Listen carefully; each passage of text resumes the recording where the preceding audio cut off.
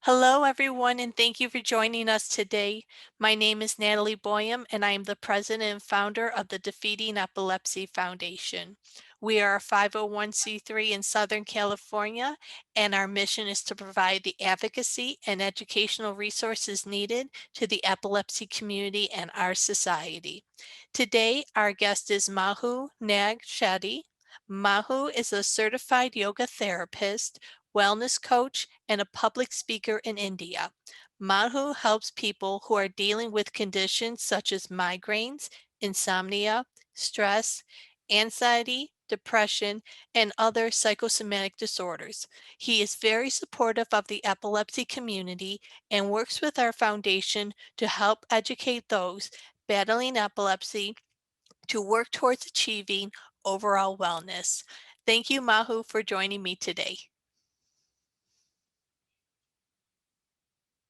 Thank you for having me, Natalie.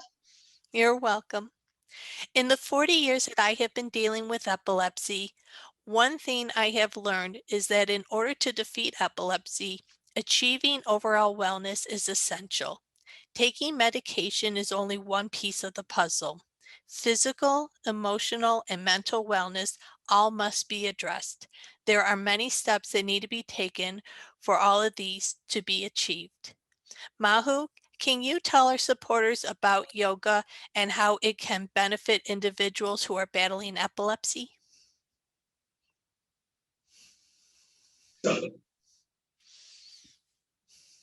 Natalie, Yes. there were four kids, young boys, who were blind from birth. Now, a task was given to them. A big elephant was made to stand in front of them. They were expected, they were expected to touch the elephant and guess how an elephant looked. Now, these boys are born blind. They are blind from their birth. So the first boy goes, touches the elephant's tail, and he says, "This elephant looks like a paintbrush." Another boy touches the stomach of the elephant and says, "It looks like a big drum or a trunk." Another boy touches the elephant's trunk and says, "It looks like a big pipe."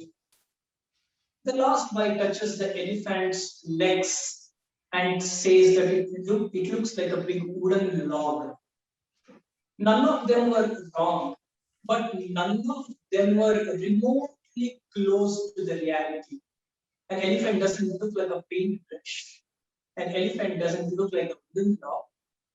So similarly, there are thousands and thousands of definitions to yoga, but we need to connect dots in order to understand what exactly yoga is and how exactly it helps.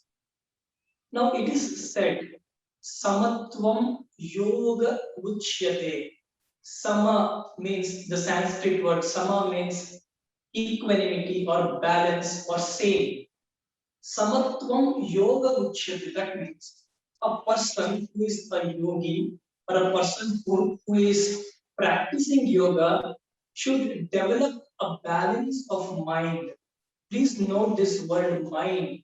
They are not talking about the balance of body. They are talking about the balance of mind. And then it goes on to say, yogas chitta vritti nirodha. Now, what is this yogas chitta vritti nirodha? These are the words directly given by Lord Patanjali, the person who wrote Patanjali Yoga Sutra, or indirectly who identified, who discovered yoga as an art. Now, yoga chitta vritti nirodha means, what is yoga? Chitta means again mind. Vritti means the mental concomitants or something that the mind wears, some habit, some characteristics, some style, or whatever it is, something that it wears. Nirodha. Now, what do we wear? What is the mind? What is the concomitants of the mind? Those are mainly defilements like stress, anxiety, depression, tension, aversion, craving, animosity, etc., etc., etc. Now, this is what the mind weighs. So he is saying Nirodha, yoga should eradicate Nirodha, yoga should eradicate all these defilements. This I call yoga. And how can we eradicate all these defilements? Through Samatvam Yoga Uchyate, by keeping our mind balanced, and that is nothing but mindfulness. So to talk yoga without awareness, to talk yoga without mindfulness is not doing full justice to what yoga actually is. Patanjali wrote around 200 sutras or 200 scriptures, in which hardly 4 to 5 sentences speaks about asanas or postures. The rest of the book speaks only about purification of the mind. All the great sages and saints of ancient India were only interested in purification of mind. So yoga should lead us in a direction or lead us to the path which will help us eradicate all the mental defilements or all the mental impurities, of which asanas, pranayamas, that is body postures or breathing exercises, are just a stepping stone. So Patanjali gave us Ashtanga Yoga, that is 8 limbs of yoga: Yama, Niyamasana, Pranayama, Pratyahara, Dharana, Dhyana, Samadaya, Ashta Angani. Ashta Angani, 8 limbs or 8 steps of yoga. He gives step by step by step. You do this first, you do this second, you do this third. Only then you will be able to direct yourself to mindfulness, where you can completely purify your mind. So, what was the first step? The first step was Yama, Niyama. Those are nothing but what the Christ gave in 10 Commandments. The Moses pronounced in 10 Commandments. Thou shalt not steal, thou shalt not commit adultery, thou shalt not kill living beings. They are the same. All the great saints give the same moral base. There is nothing different between what Hindu is saying, what a Buddhist is saying, what a Christian is saying, what a Muslim is saying. There is absolutely no difference. Everybody is saying the same thing. So Patanjali also said the same thing. Yama, Niyama, then comes asana, that is postures. Then comes pranayama, that is breathing exercises. Then pratyahara, that is withdrawal of senses, living a detached life. And then dharana, dhyana, that is meditative stages. And then samadhi, the final samadhi stage. And then he said, here I am giving you a path which doesn't end. I'm leading you somewhere. So he was leading us towards another meditation technique or another meditation practice which cleanses the mind from the depth, that is vipassana. One more ancient Indian meditation technique rediscovered by Gautama the Buddha, or as people know as the Buddha. He discovered this meditation technique which takes one to the depth of the mind and eradicates all the defilements of the mind, with all this stress, anxiety, etc., etc., lying latent inside. So this is what yoga is, and this is how we should connect the dots. And this should be our goal when we take up a yoga practice. If we take up a yoga practice just to solve some physical related problem or some mental or psychosomatic related problem, then we are not using yoga completely. We have got such a wonderful treasure in our hands, so we are not utilizing the treasure. Or to put it in an entrepreneur's words, we have so much millions and billions of funds, but we are keeping so much of cash inventory. Instead, we are using only little. So we ought to use all those things which is given to us. So this is where we should connect the dots. This is why, and this is how we should practice yoga. Yeah, it's really interesting because I admit I never looked at yoga in that way of all the connections to truly use it to your full benefit. I admit when I started doing yoga, it wasn't so much for the emotional mental well-being of it. I've done martial arts for years, and then before COVID, I was I used to power lift. Right now I haven't been because of post-COVID symptoms. I'm slowly working back to my routine. But really when I incorporated yoga into it, it was for injury prevention. I didn't realize as I was further practicing and starting to do it more and more often, the emotional mental benefit, especially of the mind, what it could do to help promote healing. Absolutely, absolutely. So the regular practice of yoga brings about that changes which automatically makes us praise it, which automatically makes us accept that this is a right art of living that can be inculcated on a day-to-day basis. In Bhagavad Gita, it is said, Niyatam Sangarahitam Aragadveshataham अपलप्रेप्सुना कर्म यत्तत् सात्विकम् उच्यते. So here it is saying, niyatam sangarahitam, niyatam, regularly, you keep practicing, practicing, practicing. Apalapprepsuna karma, without expecting any results in return.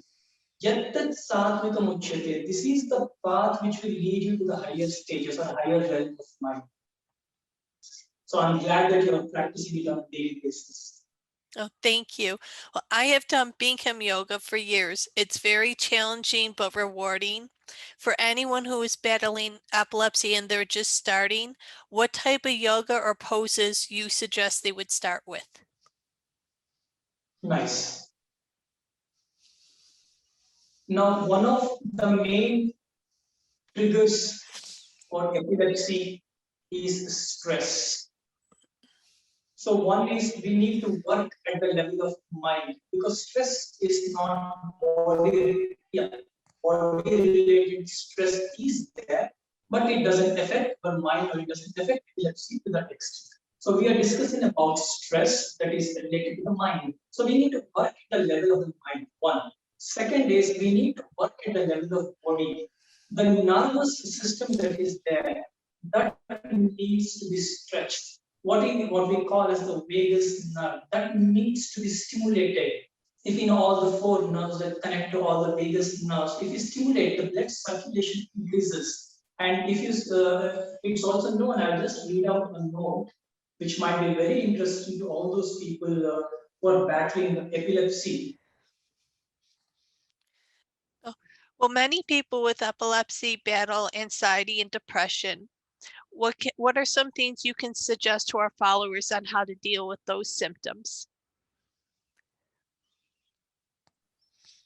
Yeah, so before coming to the depression part, going back to the question, what kinds of yoga poses we can do? So it also practicing asanas, the practicing postures also increases the electrolytes, also stimulates the vagus nerve. This was what I was mentioning. In order to achieve it, some of the yoga poses that we can practice, we usually suggest sukshma vyayama, that is mild exercises for those people who have epilepsy or seizures, strokes, or in stroke recovery, and all those things. We can practice simple Shashankasana, rapid pose, Sasangasana. They can practice Shalabhasana, grasshopper pose. They can practice, Sarvangasana. They can practice extended Shavasana. Anything that stimulates the vagus nerve, that relaxes the nerves, is a good pose for them. We do not make them do too much of inverted poses, some very simple and mild poses. And as far as stress is concerned, we make them practice deep yoga nidras. If you're aware, yoga nidra is full-time adopted by the American, the USA Army in order to reduce stress. And then make them do something called as cyclic meditation, which scientifically has been proven that 30 to 40 minutes of this practice reduces stress by around 20 to 25% on an average. So these are some of the practices that we recommended to people who are battling epilepsy or strokes, diseases, these things. Now coming to the question of depression, Now again, Natalie, when we say depression, as soon as somebody hears this name depression, the shoulders goes down, the face becomes tight, right? It's not uh, uh, a very pleasant word to hear. Depression itself brings depression. Now that very clearly shows that it is 100% related to mind. Body has got absolutely zero to do with depression. Anxiety, depression goes hand in hand. Now, in order to understand what depression is and how we can come out of it, we need to understand this mind, the mind that I am carrying. So, to understand this mind, let us dissect it and see what mind is made up of. Let me reiterate, it's mind, I'm not talking brain, because in the Western countries, and unfortunately even here, people believe that mind dwells in brain. That's a wrong notion. Mind dwells everywhere, in every cell of the body. Mind is not here, mind is everywhere. So let us dissect the mind and see what is it made up of. It is made up of four parts. It is made up of more than that, but to understand at the surface level, let us use these four major or main parts. The first part of the mind, say we have these sense doors. Through ear, I hear, through eyes, I see, through nose, I smell, tongue, I taste, through body, I feel the touch. So, whenever something comes in contact with these sensory organs, say for instance, something came in contact with my ear, the first part of the mind raises its head and say or alerts you, hey Natalie, look, something has come in contact with your ears. That is the job of the first part of the mind. Immediately, without any gap in between, the second part of the mind raises its head. Now, this second part is the main culprit. The second part evaluates. It says what is come in contact with your ears, it is good or it is bad. It judges. Say, for example, the words which fell on your ears or the words of praise. Somebody is praising you. Natalie is such an amazing fighter. For 40 years she's been fighting epilepsy and she's put everything behind and she's shown that epilepsy can be defeated. I feel good, right? Natalie feels good. Somebody is praising me, right? Mhm. So immediately the second part of the mind puts a stamp saying, it is good. Somebody is praising me. Then the third part of the mind raises its head. That is, there is a flow of sensations in the body. Those sensations, if it is pleasant, it will be pleasant sensations. You tangibly feel those sensations, right? You feel light, you feel that there's a subtle current passing through your body, you feel very happy.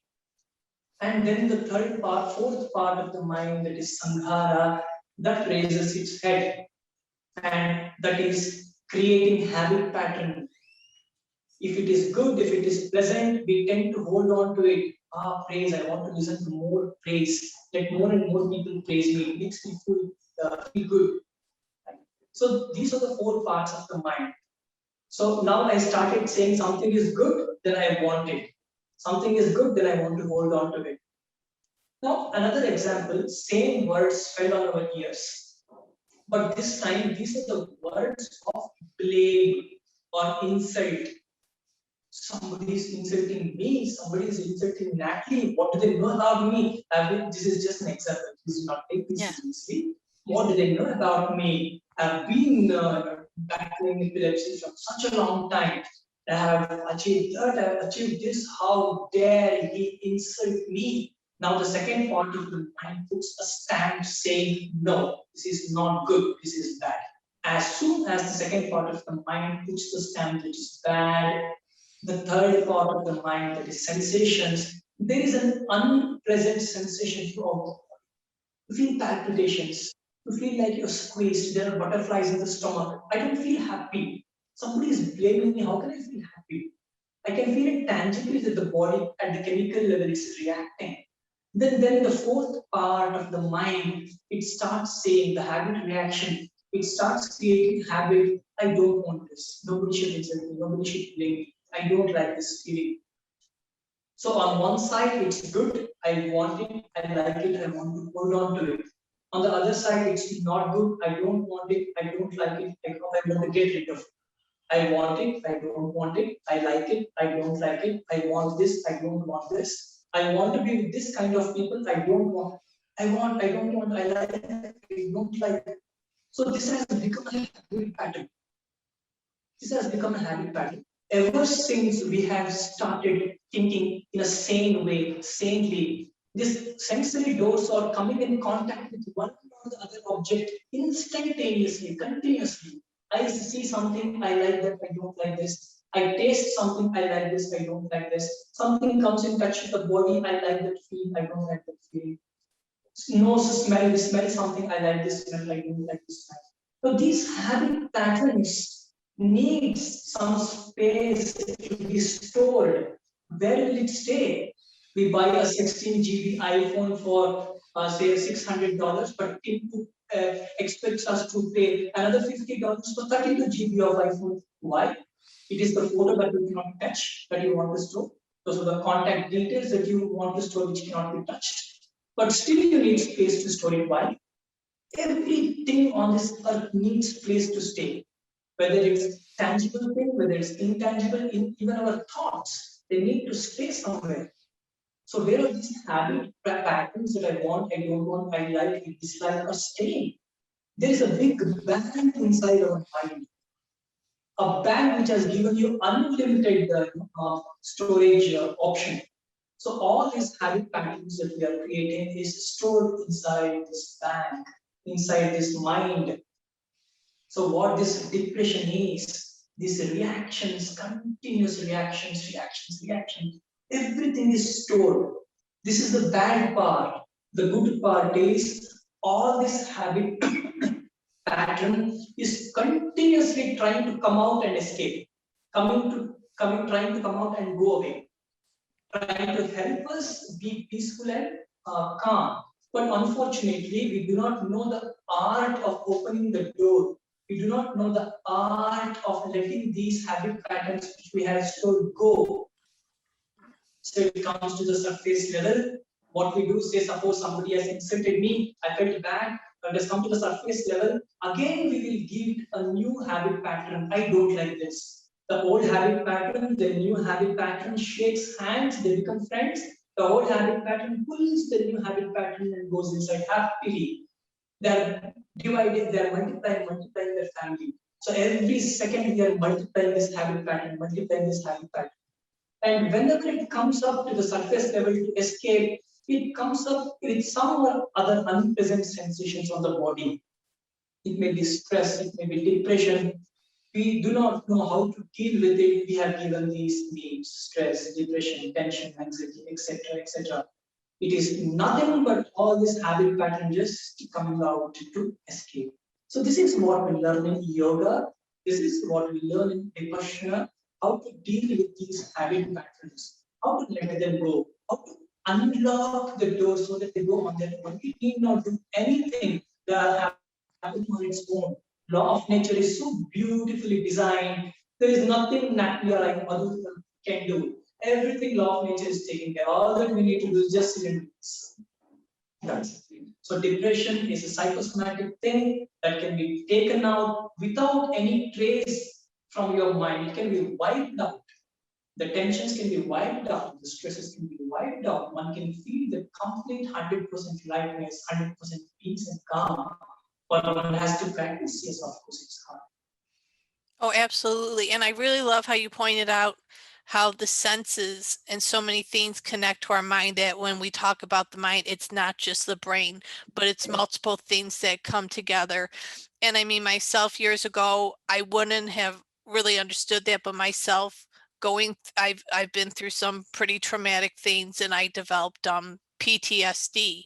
And I found that throughout my years, trying to heal from PTSD and learning to balance it was actually more challenging than dealing with having seizures. And I think what it comes down to is, as humans, like you were saying, those negative feelings, our body wants to get rid of them. And it's why when we try to suppress any trauma, or we try to suppress any type of very negative experience, after a while, as humans, our bodies will no longer allow it to happen. And that's when you have situations such as people having flashbacks. And I admit, when I did, that was the sign for me that I had to do something about it. I couldn't continue to suppress negative memories, or I was hurting myself more than I was helping it. And, when you're first facing any type of trauma and using things such as therapy or yoga and stuff, the one thing I always tell people is, because you're scratching into the subconscious, and you're addressing the feelings and the sensations of trying to heal from a trauma, at first you actually feel worse than you do better. At least in the experience I've had, I felt myself, you know, in more pain, but I had to remind myself as I was going through the pain that it was a healing process. I was feeling the pain leave me, and it was in time going to be going from a painful feeling to a calming, healing feeling. And once you do achieve that, it's very like you said, you're breaking free from it. It's very therapeutic to know that you can reach that level of happiness and not have the pain or the fear or anything negative continue to suppress and weigh down your body. Absolutely. And this gives result, 100% results. Two hydrogens and one oxygen is expected to give water and nothing else. If it is one hydrogen and two oxygen, then it's something else. Similarly, these yoga mindfulness techniques, if you practice it in this way, this results are bound to come. There is no chance that it will not work. It has been helping thousands and thousands of people from such a long time, from ancient, from BC, thousands of years of BC, like 2,500, 3,000, 4,000 years. But one has to work, one has to give time for it to enjoy the benefits. And these benefits are not temporary benefits, these are permanent benefits that one can enjoy for a lifetime. No, and I agree. And I think that's probably one of the I think challenges for people to accept when they are learning yoga. I beat myself being in Western culture here in the US. It's a very fast-paced type A environment. And I think it's why so many Americans could benefit, even if they don't have epilepsy, could benefit from practicing yoga and meditation, because we have found over the years our health has deteriorated. Many Americans, our health has deteriorated here. And it really just comes down to, we don't take a step back and allow ourselves to relax or to find ways to heal. It's constantly I gotta go, I gotta get to the next level, I've got to achieve this. Okay, I did good, but rather than somebody giving themselves credit, okay, I made it, now I got to get to the next level, it's no longer good enough. And long term, that builds up in a lot of people, and because it's become such a repetitive action in our culture, for someone to learn how to break free from that and use yoga to break free from that. And I admit myself, when I started, it was challenging because I was so used to, with work and family and everything, always be on the go. And it took a long time for me to finally say to myself, you got to stop and take a few minutes to just feel free from things. And so I think it's wonderful that you point out the fact that this is not something that happens overnight. And this is something, as humans, if we want to find this level of happiness, we have to make the effort to find that level of happiness. It's not an instant, quick solution. It's an effort, but it's an effort worth achieving because you're doing it for yourself. Absolutely. There is no quick fix for this. As we said, these habit patterns that we are storing inside, we don't know how much tons and tons of it we are storing. But every second we practice, we are taking out little by little, gram by gram by gram, 1 gram, 2 grams, 100 grams. We don't know how much tons is stored inside. But everything, even you take out 100 grams, you're feeling 100 grams lighter. Another 100 grams, you feel 100 grams lighter. So like this, you practice regularly on a day-to-day basis, taking out, and you start realizing that you are benefiting from it. That will push you, that will give you the required energy, that will take out all the laziness, all the lethargy. And once you start moving, you will start enjoying the process. Whether that stress, whether that pain, whether that suffering is there or not, it is immaterial later. You will start enjoying the process. You want more energy, you want more pain, you want more stress, because now you have learned the art of taking it up. Now, I know of people who start enjoying these pains, who start enjoying these sufferings, because they know how to take it out. This yoga and meditation leads or trains people or trains one to do exactly the same thing. And coming back to what you just mentioned, not only in the US, but everywhere, ever since the internet connectivity has made the world so small. Everyone are on their feet now. Everyone are on the move. Nobody is moving slowly. Everybody want to do one or the other thing every next moment. This is adding to immense stress. In yoga, the definition of stress itself is this: the excessive speed of mind is nothing but stress. This is how the yoga defines stress: excessive speed of mind. So the mind should be slowed down. When the mind slows down, the stress is in your control. It's not gone, it is in your control. Then if you want to take out the stress completely, of course, the final stage is Vipassana. But you can control.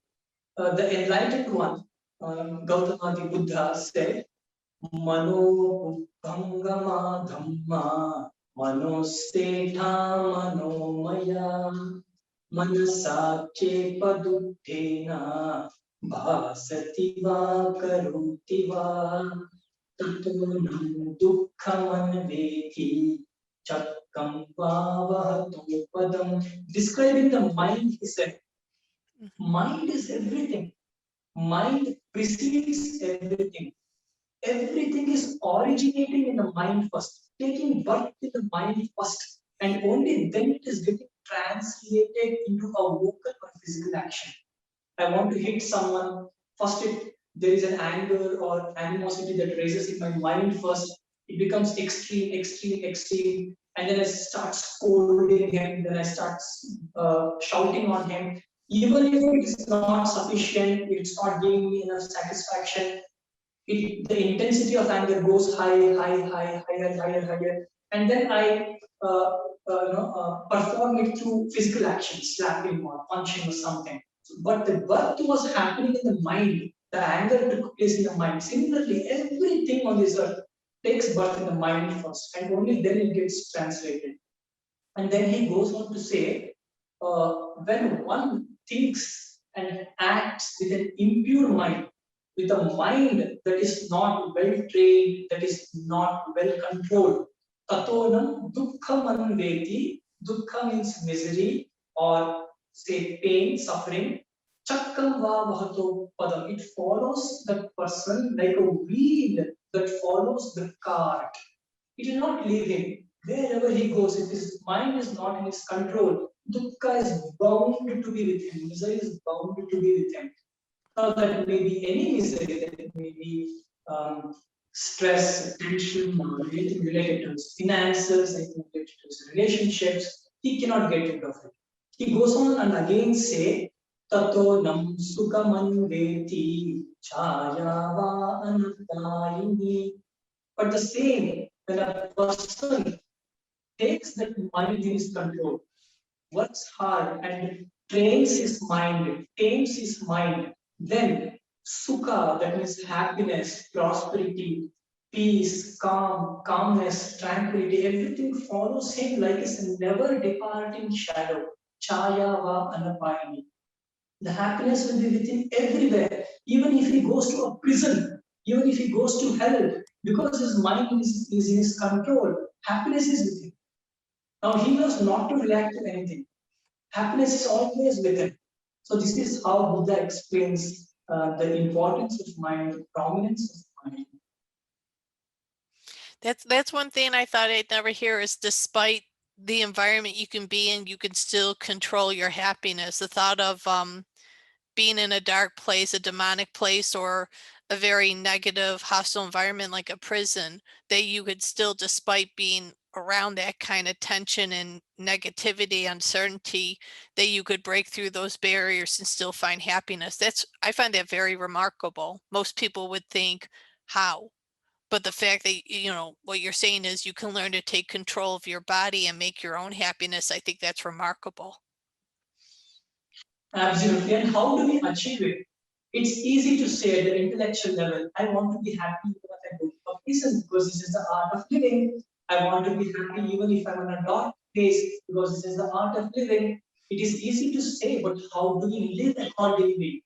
How do we achieve it? So all the ancient sages and saints of India were interested in application of their theory, application of what they taught.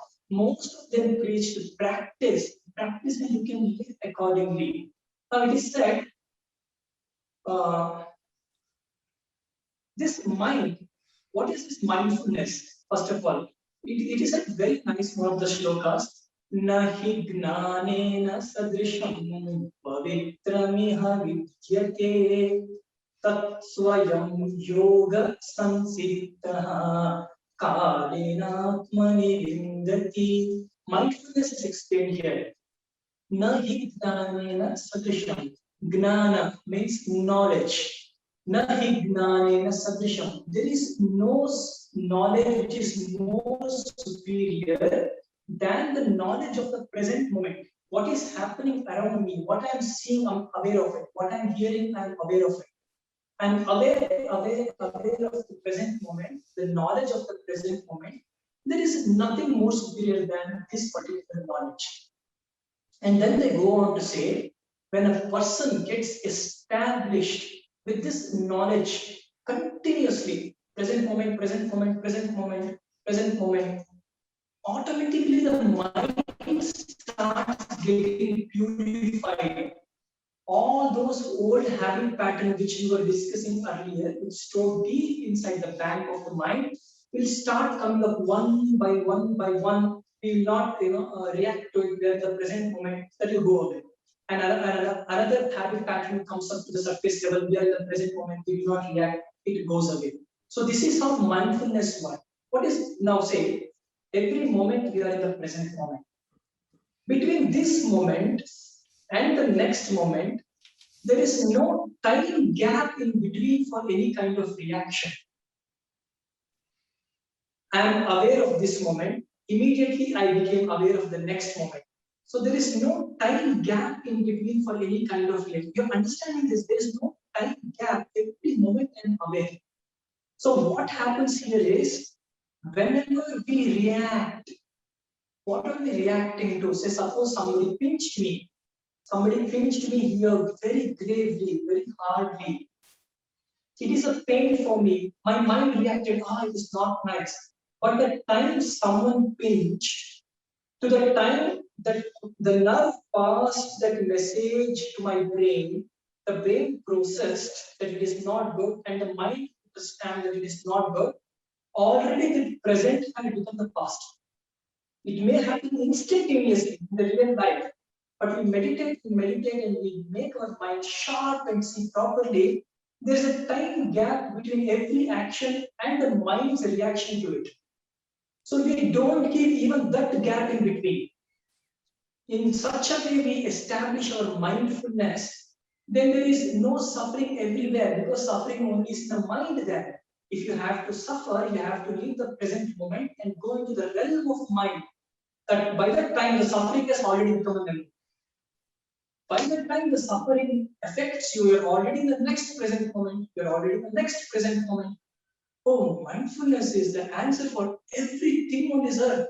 It can pull you out of all psychosomatic problems. Epilepsy, please, that is not a condition at all, apart from whatever medical implications it has.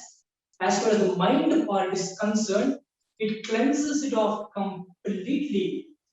And along with that, we also practice Nadi Shuddhi Pranayama. Nadi means the nerves, Shuddhi means cleansing, Pranayama is breathing exercises. There are 72,000 nerves in the body. So through Nadi Shuddhi Pranayama, there is a nerve cleansing Pranayama. It cleanses all the 72,000 nerves. It removes the emotional blocks. It removes any other blocks that is there, panic blocks or fear blocks, anger, any blocks in the nerves. It completely relaxes it. And that is that should be the foundation to every epileptic person. Without this, there should be no other exercises. With Nadi Shuddhi Pranayama, he can almost reverse epilepsy. No, that's really interesting because, like you said earlier, stress plays such an important role in our wellness, or how it can hinder our wellness. And I've noticed over the years, one of the things that has changed with me is stress. Even though it's a trigger for seizures, I haven't really had really seizure activity. I haven't lost consciousness in 16 years. But one thing I've noticed as I've aged is when I am having high amounts of stress, I have symptoms of neuralgia. And I always kept thinking, well, what can I do to treat it? And one of my doctors said, really? He goes, you got to learn to relax. He goes, there isn't a magic cure for neuralgia. He goes, there is medicine. He goes, but medicine only plays a minor part in it. He said it really comes down to learning to relax your body and allowing yourself to heal. So when you talk about all these nerves we have, all these pressure points we have, things we have, I think people don't really realize how complex our bodies are, and the simplest things that like stress can throw our bodies so out of balance that we're creating more harm than good for ourselves. Absolutely. And rightly mentioned, stress, what we were discussing about, there is a saying in India in Sanskrit, it says, Chinta yascha chita yascha bindu matram vishishyate chita dahati nirjeevam chinta dahati jeevanam. It says, there is only one little difference between the word chinta and chitta. Chitta means overthinking or stress. Chitta means the pyre, the funeral. There is only one difference in Sanskrit, that is one dot. Chitta and chitta. Chitta burns the dead body, but the chitta, that is stress, burns us down when we are alive. So chitta burns the dead body, but stress and overthinking is burning us even when we are alive.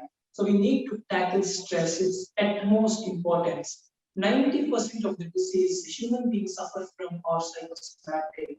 And out of those 90% psychosomatic, 90% of the diseases are caused due to stress.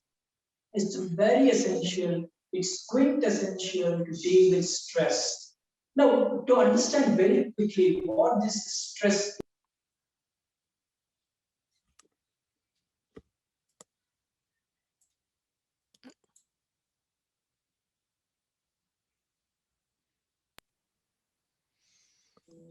we can get this edited. There you go. Okay. No, I was wondering how you got muted for a second. Okay. No, I'm sorry. Go ahead. I'm talking directly from the phone and phone rang. I'm sorry about that. That's okay. No, well, working as a wellness coach, what else do you help people with find how they find wellness besides using yoga? What other techniques or forms of wellness do you teach? So this is what I do. In this wellness, this is everything. This is sufficient. Yoga and vipassana meditation is sufficient.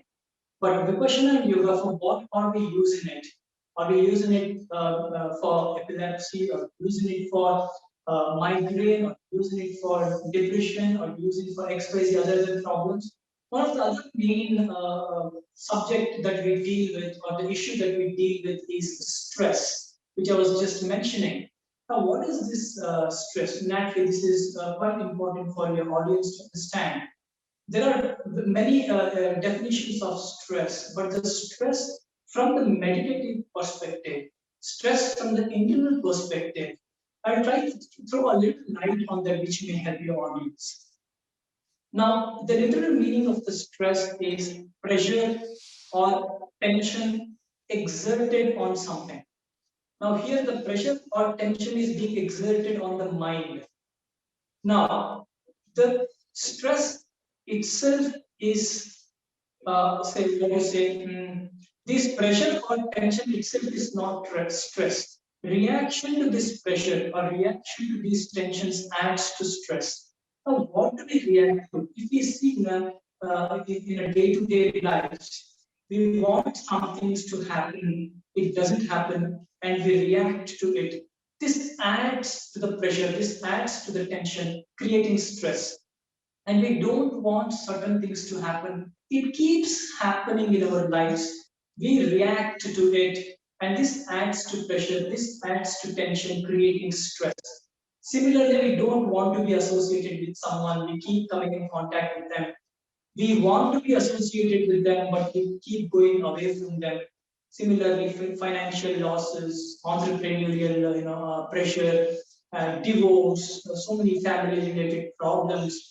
All these things are happening from in our lives on a day-to-day basis, and we are constantly reacting to it. This habit of reaction is adding to this stress.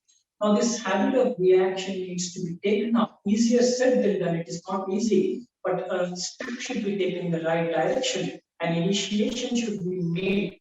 Once this habit of reaction is gone, the stress slowly is in the control. So this is what we also teach in our programs. Also, we do a lot of nutritional plans, diet plans. I have a team who help us out in giving an overall holistic package to people who need a complete therapeutic approach. We take care of that. Oh, very good.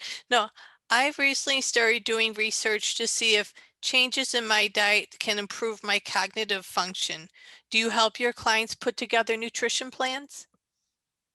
Yes, we do. As I said, we have qualified nutritionists, we have qualified dietitians, we use Ayurveda, we use Dinacharya, that is, we tell them at what time, what to be eaten, what kind of body type, what kind of food source, how much to eat, how to eat.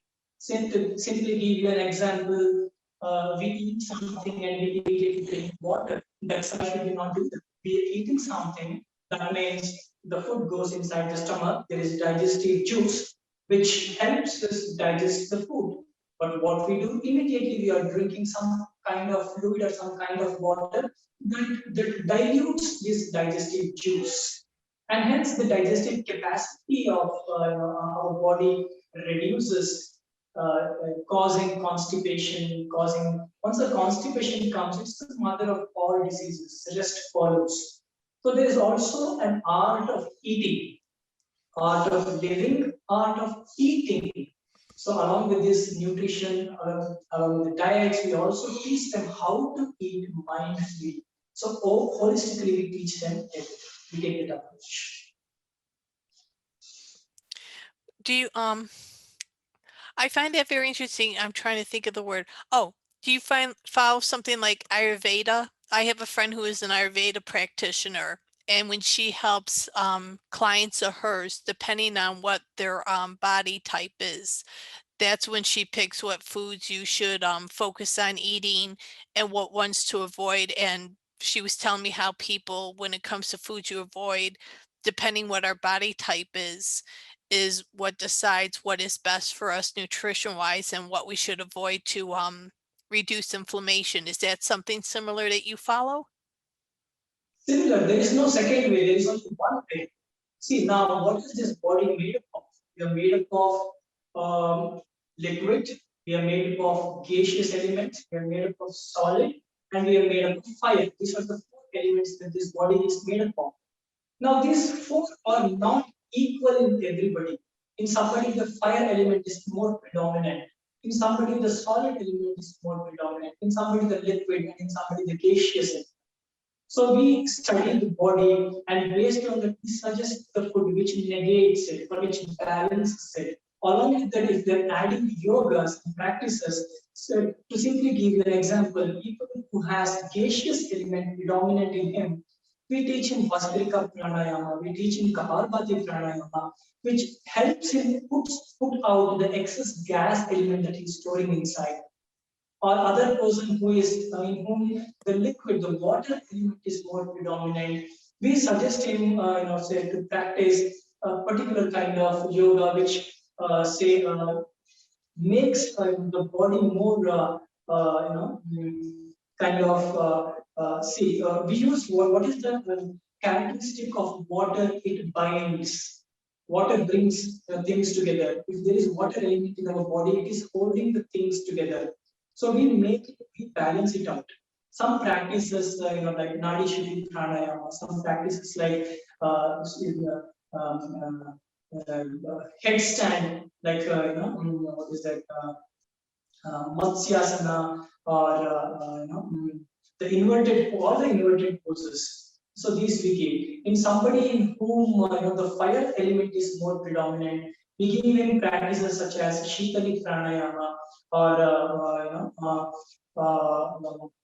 Shitkari Pranayama, which creates effect of coolness in the body. So we balance by giving both food and exercise. Yeah. So here in America, many healthcare plans do not offer nutrition or focus on putting together preventative health plans. What steps would you suggest to individuals who have epilepsy? What should they do to achieve overall health?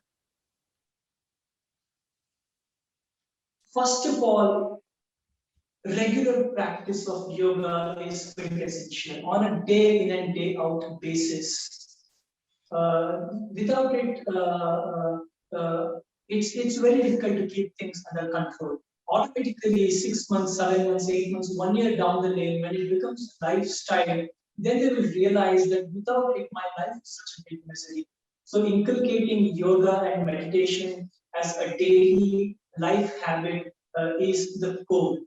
Now, Vipassana meditation is one thing that helps cleanse the mind from the deep root level, and yoga is something which leads the path to Vipassana by preparing our body and preparing our mind to take up Vipassana meditation. So, what I suggest them is start from yoga, learn good asanas, learn good pranayama techniques, prepare your mind and prepare your body so that you can go ahead in the future and take a Vipassana meditation course.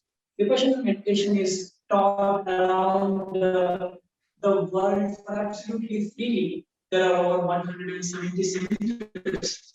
10 days they are expected to stay there in the center. So they're not expected to speak for 10 days. So we meditate, going inside, purifying the mind, purifying the mind. So 10 days is not a short period for one to sit and meditate continuously. So yoga will be a nice platform for it. So take this path, and I'm sure that you will see a drastic change. No, that's very good, and I think it's good to practice what you suggested daily. Just taking the simple steps to first even start, and then making the effort to continue to achieve these goals. I think that's very good. So, mental health care is lacking in America. In the epilepsy community, we have a higher suicide rate than the general population. When it comes to mental wellness, what steps do you take for your clients to help them maintain mental health? Again, we have been discussing about this thing right from the beginning. Mind is Yeah. something which I have given more importance to, and so has my teachers, their teachers. India is a land which gives more importance to mind. This is our place, this is our foundation. Now, suicide, yes, it is. Why a person commits suicide? Such an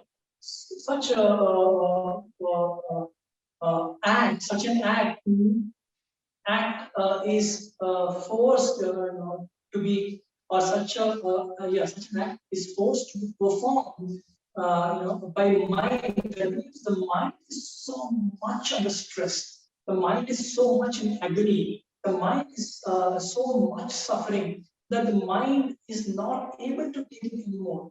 From the mind, the things or the habit patterns which we are stored are coming, trying to coming out in such a fast pace that the body is now not able to take. Patanjali said, Adhija Vyadhi. That means whatever is in the mind get transformed into the body, take the chemical form and converts itself into this physical matter. So much mind mental concomitants, defilements are coming out that the person is not able to face it. He is not able to face it. He just wants to get rid of it. He searches. It's not that he's sleeping tonight and tomorrow morning he decides to die, kill himself. It is a process. He tries to get rid of the defilement first. He tries to get rid of the bad feeling first. When all those tries, when all those attempts fail, it doesn't help him. It doesn't work in his favor. Finally, he thinks that ending his life will at least end the suffering. But unfortunately, it does not. It continues. In the Western countries, we do not believe in rebirths. We do not believe in next life. It is one when somebody goes to Indian scriptures, when somebody reads it carefully, very scientific meaning of it is given. Anyways, we'll keep it aside. But even in this life, he's suffering so much that he thinks that killing himself will end his suffering. But unfortunately, it does not. So we need to teach him how to clear those mental defilements step by step, like a baby. For simple example, the unfinished tasks. We go to our office, we work with so many people, we encounter so many tasks on a daily and day out basis. Say 1, 2, or 3 tasks remained pending. For only those many tasks, we will start feeling a little bit of pressurized, a little bit stressed.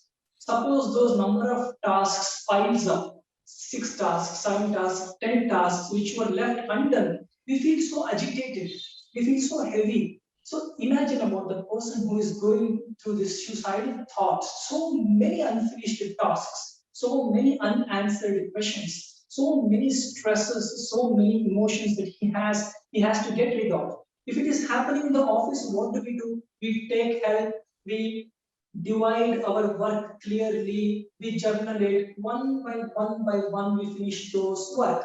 And when all the work is finished, we feel light again. In the same way, we need to help these people.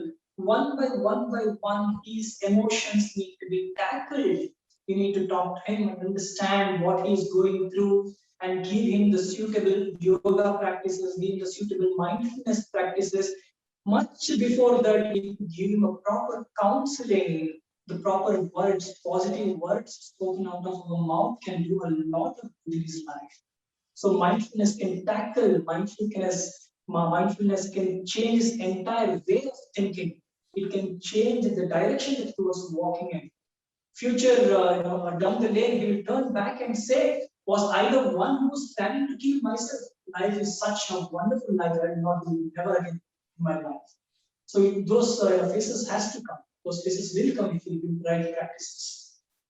And it's very true. And myself, over the years of dealing with epilepsy, there's been plenty of times in my life where I've had suicide tendencies, depending on not even just the medication being prescribed at the time, but also environment. The one thing I found was I love my family and we're close, but one thing, it was very overwhelming for my parents to have a child with a neurological disorder, and with them changing my medicine frequently, them really not there really was not a support system for my parents. I find now they're doing more things for caregivers, but in the 80s, 1980s, when I was dealing with this in 1990s, my parents really had there was no caregiver system. So at times of when my parents were overwhelmed, yeah, I could feel that overwhelmness. And that's when a lot of these negative things happen in my life, where I would be at a point with, due to the amount of seizure activity and the tension in our family structure due to it, trying to decide, was it worth living the next day? And I was very afraid to tell my parents in my teenage years that I was having thoughts like this. I didn't, I know now how supportive they were, in helping me see that it was not the option. But at the same time, I admit I allowed at that time before I told them to have, I felt some shame of why would that thought cross my mind in giving up? Why would I want to die? And I think it was, a lot of people would say having suicide tendencies would make someone weak. I found it actually in the long run made me stronger because I saw the problems I was facing and I knew in order to survive, I had to face them and make goals to overcome them, or they were going to end me, not even through suicide, but just my health would deteriorate, and I knew I would be leaving this earth at a much earlier age if I didn't face it. So I think hearing these things and being able to address how they come about, I hope it gives people, whoever's watching this, some strength to see that they shouldn't allow people to stigmatize them or make them feel lower because of dealing with this. As humans, if we feel something like this is a sign that we have to take care of ourselves and not allow the pressures of others to put us down. Absolutely, and I can only imagine how you would have fought that situation.